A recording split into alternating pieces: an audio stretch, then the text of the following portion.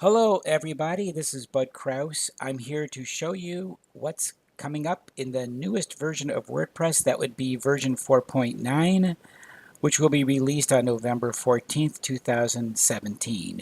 You can also get a beta copy of this, but don't ever use beta software on any live WordPress site, okay?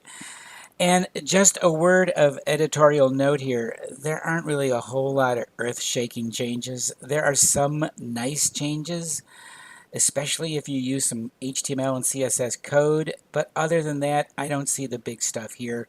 The big stuff will be happening in 2018 when version 5.0 gets rolled out. Most likely that will include Gutenberg, the widely discussed new way to make pages and posts in WordPress. More about that next year. But for now, in 4.9, let's have a look at the major changes. So here's the customizer, and one of the big changes is right over here. Well, you don't quite see it yet. Let me show you what I mean. So if you were to change anything in the customizer, or using the customizer, let's say you wanted a dark background over here, you'll notice now there's a publish button, but there's a gear next to it, and you have some options here. Do you want to publish it? Do you want to save this as a draft? Or do you want to schedule it for publishing? These are very familiar that you've seen before in the WP editor. So for example, I could save this, or I could schedule it. You could see, oh yeah, that does a lot. That does look familiar. If you ever want to discard anything, any of the changes, just click this little discard icon over here, and you'd be restored back to where you started from. Another change that pertains to syntax highlighting is in the additional CSS section. So if you're into changing the code, or specifically CSS, the way the page looks, for example, you could put in, let's say, a selector like the P selector, okay? And now I'm going to choose my style property and corresponding value. If I just click in the curly brace, well, I did the open curly brace, and the close curly brace came along automatically. That's definitely new. And let's say I wanted to change the color. So they're starting to auto-suggest the value. I happen to know that I just want to use blue. And look at that, it narrows it down to blue like that. So this will be familiar if you're used to coding applications like Sublime or NetBeans, and I'm going to publish. And now to get out of the screen, if I just hit the Escape and Tab key, that might be something that's new, but there you go. I'm out of that. And, well, let's just see, I don't want this. Okay, I just don't like this blue. So I would just go back to my additional CSS. And I would just remove this right over here, okay? And then I'd have to publish. So that would look familiar. So all your changes, either you publish, and then you make the change, and there we go. Again, I want to escape this, so I would just go Tab Escape.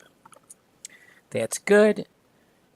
Now, the other changes came along essentially in the text widget, so let's take a look. Now, I could go over here straight to the text widget this way, but I don't like to use widgets that way, so I'll do it the old-fashioned way. And that is, let's just go to the widget section over here, and we'll explore the text widget, which did change in WordPress 4.9. Now, I hesitate to say this because there could be some changes that will occur between now and the time it releases, but chances are this is what you're going to see when the new version does come out. And I'm going to go over here to text, and we'll just drag it right up over here. This is good. And it's a little bit different now. That is, in addition to the visual, you have the text. I think those are there in the earlier, or in the 4.8 version, but this is definitely new. Add media.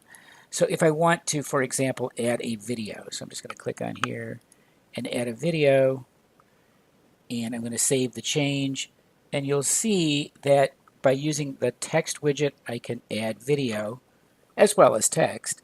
And if I take a look at this over here, you'll see, voila, here's my video over here in my sidebar.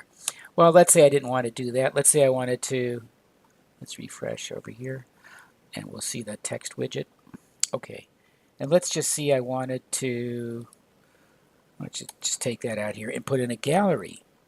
So essentially what it looks like is they've added the functionality of the media library right into the text widget. So you can create a gallery. Now, again, I'm not going to be using any plugins, but interestingly enough, you can now put shortcodes into your text widget. I'm just going to select some of these from my gallery. And by putting in shortcodes, you can do all kinds of really great things in your sidebars. Okay, so that's what I want. I want to click to a media file. 3 columns is fine. I'm just going to do that for our demonstration here. And now I'm going to save this, and you will see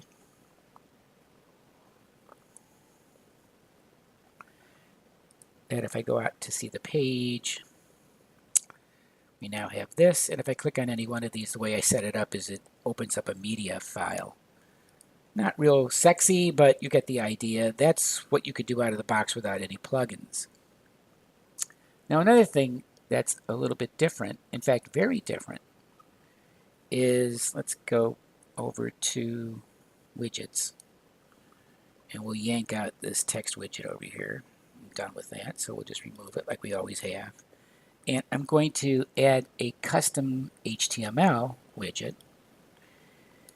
And you'll see, just like we had the highlighting for the CSS, we can now do this with HTML. So if I just type in just a little bit, let's say you have a heading tag, you'll see that the open and closing heading tags were made automatically. And let's just say this is a heading. And if I want to do, let's say, a paragraph, okay? So the open and close tags came in just by starting the open tag. This paragraph, and we'll save it. Okay, so this is kind of nice for people who know HTML. This is good. And we'll go out to take a look at the site over here, and you can see this is your heading, and this is okay. So that's really the long and short of it. Oh, one other thing to note. If you don't like any of that syntax highlighting business, you can shut that all off by going over to Users and just go to Your User. Okay, I'm the only user, so click on this. And right over here is the way to disable it. Just clicking on that option over here. And of course, you need a save. I have to change that gravatar. And that's it. So the syntax highlighting is all gone. So not a lot of earth-shaking changes in 4.9 for the big stuff. We're going to have to wait for 5.0. But for now, some nice new little tweaky things, especially if you're into coding.